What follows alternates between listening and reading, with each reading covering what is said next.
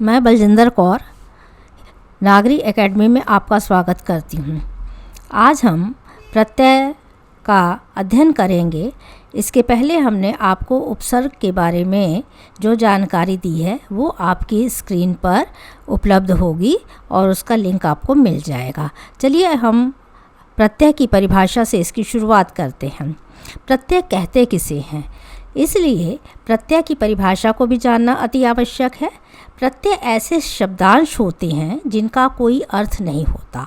ऐसा ही हमने आपको पहले भी उसमें उपसर्ग में बताया था कि केवल उपसर्ग का भी कोई केवल अर्थ नहीं होता है। अगर हम आ, ई इत्यादि लगा देते हैं, शब्दों के साथ जुड़ करके उनके अर्थ परिवर्तित होते हैं।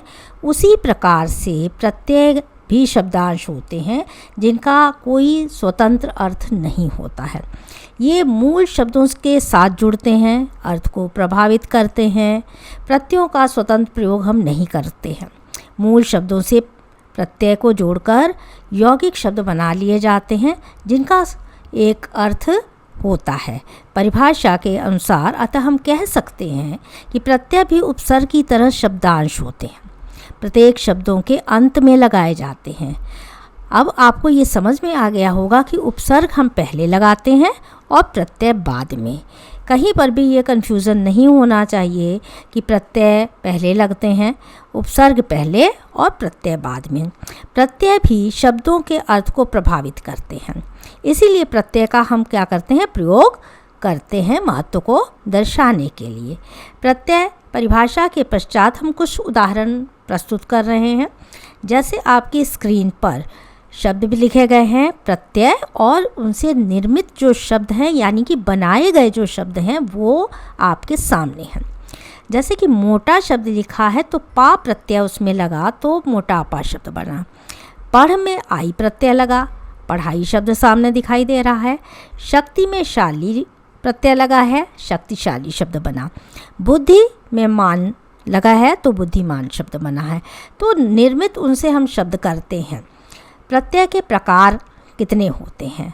प्रत्यय मुख्यतः दो प्रकार के होते हैं। हमारे हिंदी में इनका जिनका प्रयोग हम करते हैं, कृत प्रत्यय क्रिया के धातु रूपों के अंत में लगकर क्रिया के साथ में क्या क्या हो सकता है, संज्ञा, सर्वनाम, विशेषण आदि शब्दों की रचना की जाती है। प्रत्यय को ऐसे प्रत्यय जो है वो कृत प्रत्यय कहलाते हैं। जैसे मिल क्रियापद में आवट प्रत्यय का प्रयोग हो रहा है तो मिलावट शब्द बना।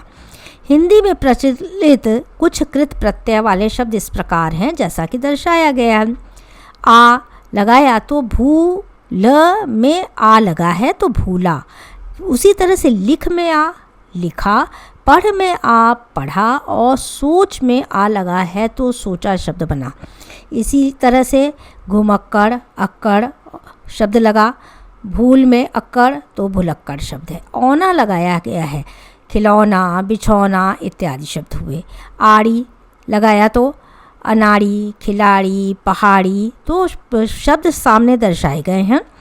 उनके बारे में आपको ज्ञान प्राप्त हो रहा है, किस प्रकार से परिवर्तन हो रहा है, और प्रत्यय जो है अंत में लगाए गए हैं मूल शब्द के।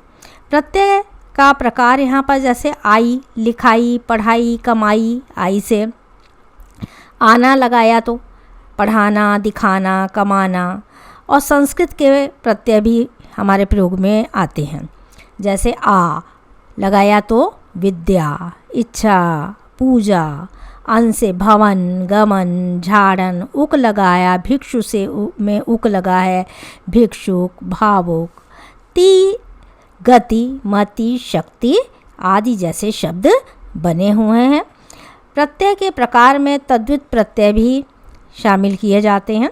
तद्वित प्रत्यय संज्ञा, सर्वनाम, विशेषण आदि शब्दों के अंत में लगकर जो प्रत्यय नए शब्द बनाते हैं उन्हें तद्वित प्रत्यय कहते हैं।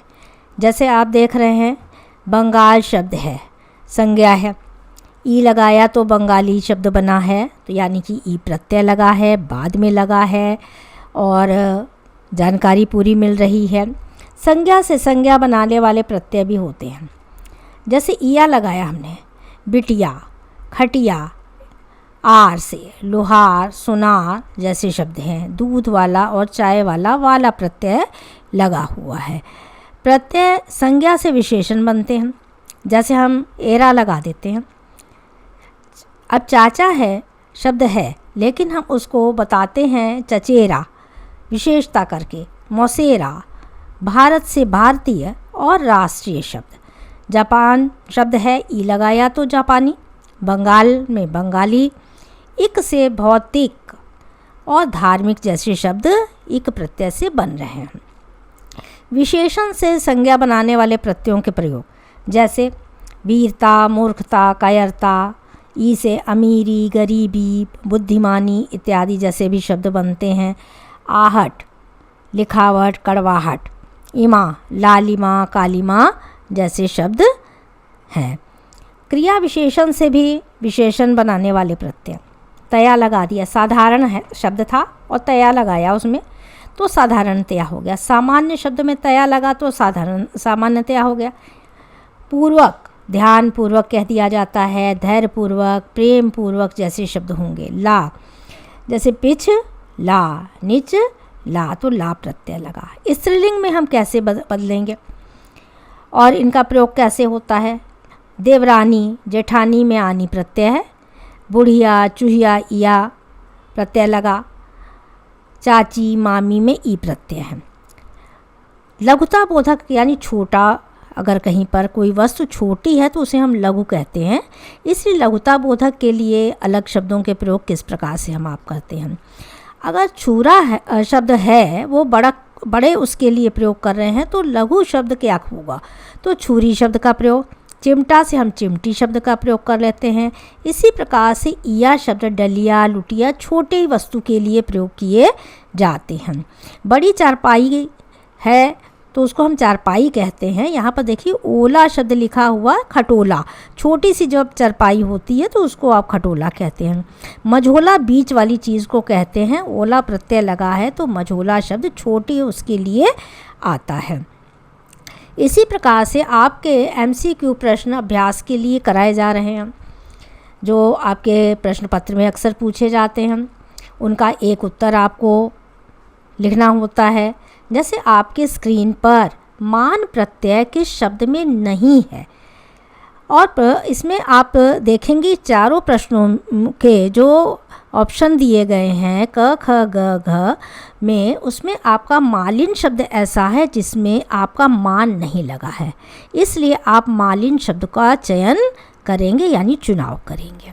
सेकंड वाले में, दूसरे वाले में भारतीय शब्द में कौन सा प्रत्यय लगा है, ध्यानपूर्वक देखेंगे, पढ़ेंगे। ईय प्रत्यय सुनाई दे रहा है, भारत शब्द मूल है, ईय प्रत्यय है, इसलिए ईय प्रत्यय का प्रयोग होगा। इसी प्रकार से तीसरे वाले में परिपूर्णता शब्द का सही विकल्प क्या है।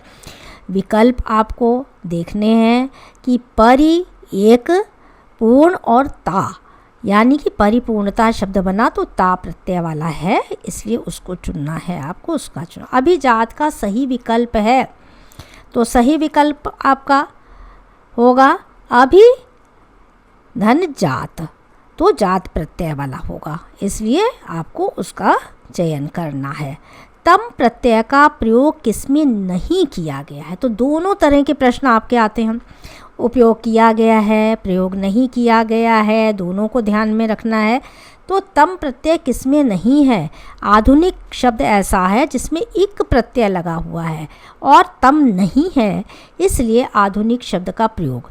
सजावट में प्रत्यय है, आवट प्रत्यय का प्रयोग हुआ है, ट वट कुछ नहीं होगा तो आवट प्रत्यय लिखेंगे आप। इसी तरह से 7 नंबर वाले प्रश्न में प्रत्यय मूल शब्द में लगता है कि किसमें लगता है, इसको बताना है आपको। तो शब्द के अंत में लगता है, चारों ऑप्शन आपको देखने हैं। तो प्रत्यय हमेशा ही अंत में लगता है, तो गलती नहीं होनी चाहिए। बाजीगर शब्द में मूल शब्द बताना है। अब बाजीगर में केवल मूल शब्द पूछा है, उसने प्रत्यय नहीं पूछा, तो बाजी शब्द आएगा। अगर कहीं गर होगा तो वो प्रत्यय हो जाएगा। तो कभी कभी इस तरह के भी प्रश्न आ जाते हैं। बचपन शब्द में मूल शब्द कौन सा होना चाहिए, तो बच्चा शब्द होगा उसमें, इसलिए उसका भी चयन करना आना चाहिए आपको। और 10 नंबर वाला प्रश्न जो है, आ प्रत्यय रहित शब्द कौन सा है? आ शब्द रहित मोटापा शब्द ऐसा आया है जिसमें कि आ प्रत्यय रहित शब्द है, यानी कि बिना आ वाले प्रत्यय के। इस प्रकार आप उनका अभ्यास करेंगे। आशा है आपको एग्ज़ाम में ये वीडियो आपको लाभान्वित करेगा, आपको सहयोग प्रदान करेगा। आप जो है मेरे चैनल को सब्सक्राइब करें और लाइक करें, शेयर करें तथा इसी प्रकार से अपना सहयोग प्रदान करते रहें। धन्यवाद। अगला वीडियो आपको शीघ्र ही प्राप्त होगा।